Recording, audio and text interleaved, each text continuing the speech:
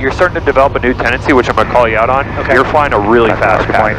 Very fast pattern. You're flying a pattern speed that you would fly in a Piper Comanche. And your power is way in there. I mean, you're in almost 90 knots. I never taught you 90 knots in the base. And it's because you have a lot of solo time under your belt now. Now you're starting to develop your own habit. But what I teach in my pattern is 80, 85 the downwind. Okay. 75 downwind to base. 70 in the base.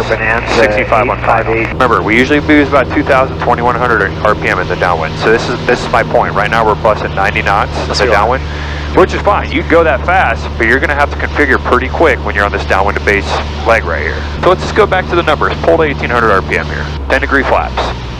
Just find 75 knots here, and then keep that nice reciprocal heading. There we go.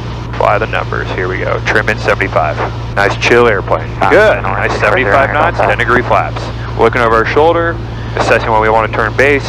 Turn base right around here. You can drop your 20 anywhere between now and base. Make sure it goes where you want. Find that 70 knots now. There you go. Airspeed's going to naturally bleed for you. If you notice, we haven't touched power once. Touch and go right down to We only need about 17, 1,800 RPM all the way to the ground if we're doing it right. There we go, holding 70 knots, come down on glide slope. Good, now you can start making a shallow turn to final just because we're coming into a headwind component. We're going slow, so your rate of turn's not very much. Come back to 17, 1,800 RPM, crack your 30-degree flaps. There, now see how we're nice and more of a controlled approach? It's going to come down to 65 now. Now all you're doing is trimming that in. Now control your glide slope with power. It's trimmed in, you can take your hands off the yoke. Check this out.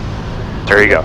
We're just using power now. Good, we're holding about 60, 65, right about there.